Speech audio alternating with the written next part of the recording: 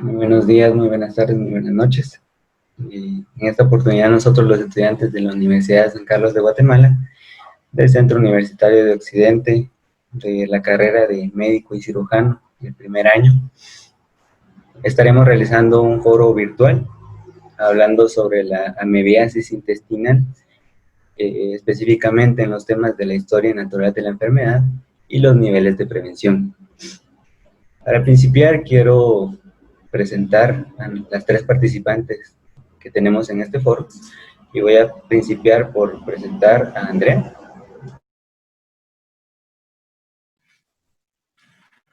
Mi nombre es Andrea Abigail Álvarez Rivas y voy a estar participando en este foro virtual.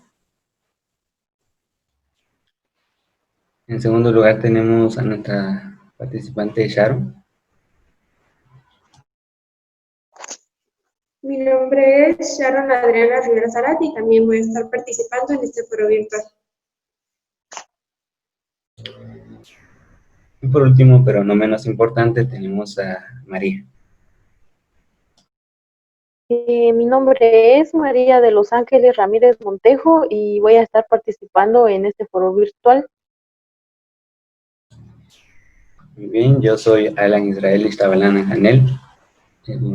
Vamos a principiar por decir que la amebiasis es una enfermedad de difusión mundial y según cálculos, el 10% de la población mundial sufre de esta enfermedad. Infecta alrededor de a 500 millones de personas anualmente y 110,000 mueren por complicaciones, además de que afecta a países en vías de desarrollo o en subdesarrollo, como lo es Guatemala. Por ello, la amebiasis intestinal constituye un problema de salud pública y de importancia internacional. Toda enfermedad tiene un principio y un fin. A esto se le llama historia natural de la enfermedad. Existe una pintura muy famosa de Luque Fildes llamada El Doctor, donde justamente se observa cómo un médico victoriano observa la etapa clínica de la enfermedad. Leavel y Clark en 1965 propusieron dos etapas de esta historia natural, el periodo prepatogénico y el periodo patogénico. ¿Qué es y cómo sucede en la amebiasis intestinal el periodo prepatogénico, María?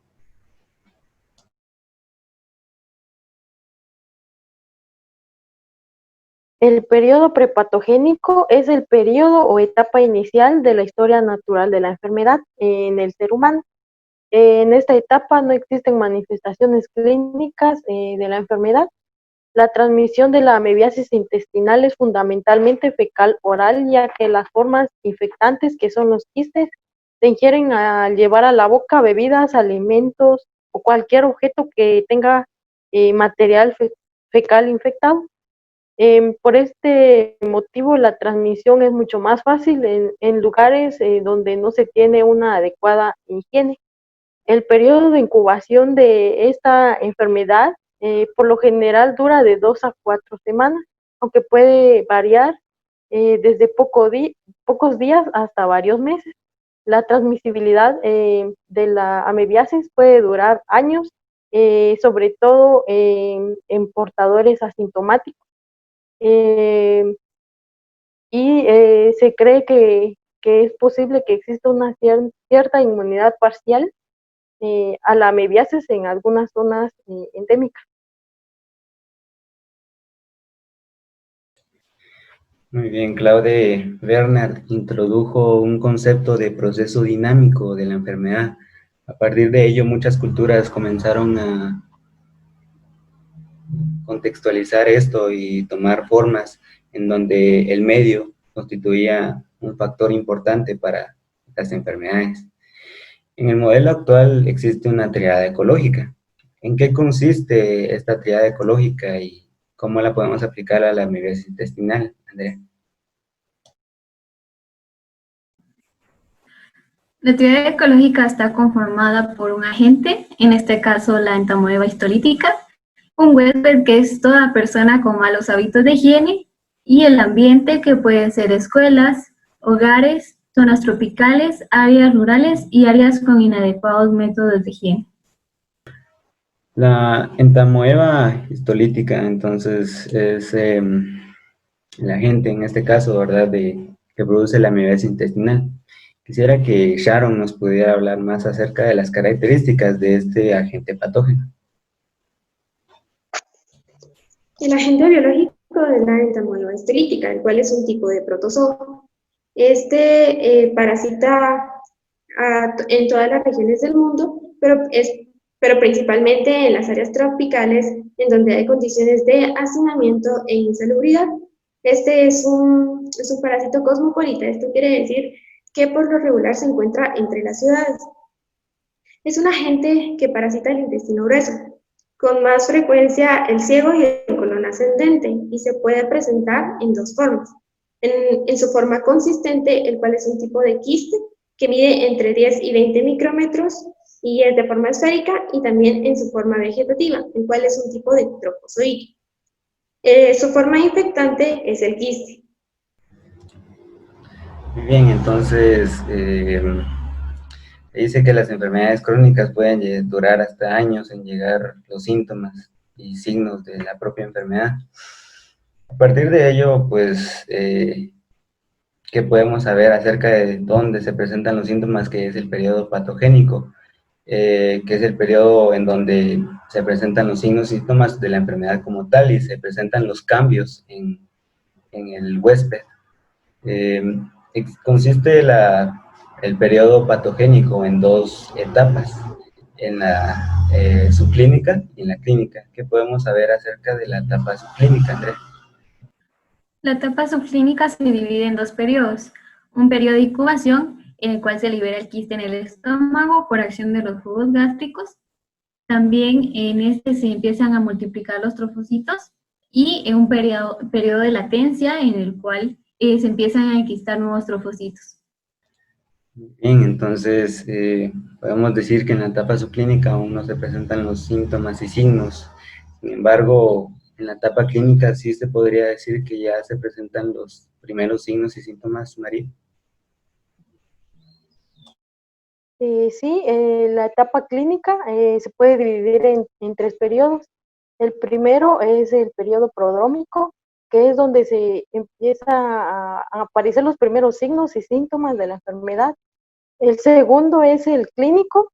En este aparecen los signos y síntomas específicos de la amebiasis, es donde se puede hacer el diagnóstico y aplicar un tratamiento. Y también está el periodo de resolución, que es donde puede ocurrir la curación. La mayoría de las personas con amebiasis intestinal no presentan síntomas, pero si fueran a presentar alguno, se pueden observar desde los 7 a 28 días después de estar expuesto al parásito. Los síntomas pueden ser leves o graves, que van desde cólicos intestinales, diarrea, flatulencias excesivas, dolor rectal, y en casos graves se presentan fiebre, vómitos y heces con sangre. Muy bien, entonces esta sería la historia natural de la enfermedad y podemos concluir entonces que nos permite identificar conjuntos de intervenciones que pueden cambiar los desenlaces de la enfermedad. Pero, ¿en qué consisten estas acciones, que son los niveles de prevención? Se dice que la prevención conlleva, más allá de acciones destinadas solamente a prevenir las enfermedades, a detener su avance y a disminuir sus consecuencias. A partir de ello, entonces, existen tres niveles de prevención. ¿En qué consiste el primer nivel de prevención, Sharon, y qué acciones concretas podemos tomar para la amebiasis intestinal? El primer nivel de prevención es la prevención primaria. Dentro de la promoción de la salud podemos mencionar la promoción de un lavado de manos correcto y frecuente, un consumo de alimentos bien lavados y cocidos, también una alimentación saludable y balanceada, evitar el consumo de alimentos en la calle, principalmente en lugares con condiciones higiénicas deficientes, también promover un saneamiento ambiental, evitar el hacinamiento, también promover un control médico frecuente, fomentar la potabilización del agua y el manejo adecuado de los desechos humanos. Y dentro de la prevención primaria podemos mencionar dentro de la prevención específica, se menciona el control de los manipuladores de alimentos y también el control de vectores, como es el de moscas y cucarachas. Muy bien, a partir de ello, pues viene el segundo nivel de prevención. Andrea, ¿qué podemos hacer nosotros para actuar en este segundo nivel de prevención? En el segundo nivel de prevención tenemos el diagnóstico precoz, en el cual se realiza un examen de laboratorio coproparasitológico.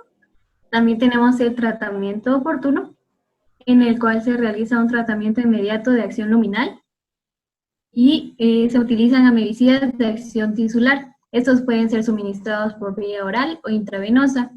También tenemos la limitación del daño, en el cual se recomienda un lavado de manos antes de ingerir alimentos, después de ir al baño, toma de medicamentos sugeridos por el médico y evitar alimentos con grasa o muy irritables para el estómago. Bien, quisiera preguntar a María, entonces, cuando ya es inevitable la enfermedad y se tienen los síntomas y progresa la enfermedad, ¿qué podemos hacer con respecto a la prevención terciaria?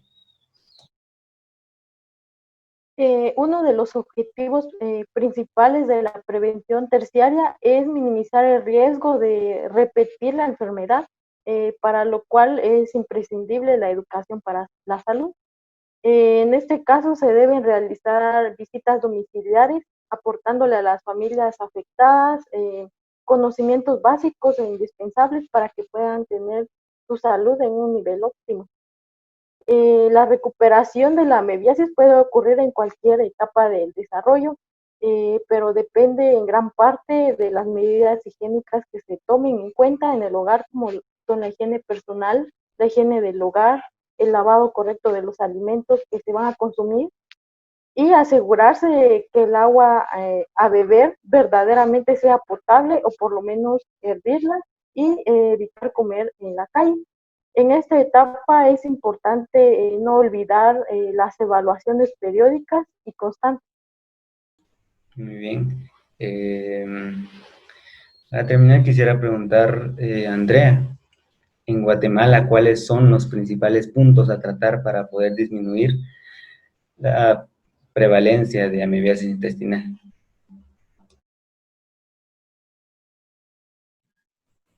Bueno, creo que Guatemala es un país que no prevalece mucho la pobreza.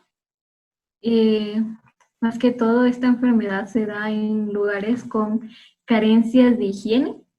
Entonces, creo que más sería informarles la, la debida higiene que deben utilizar para los alimentos.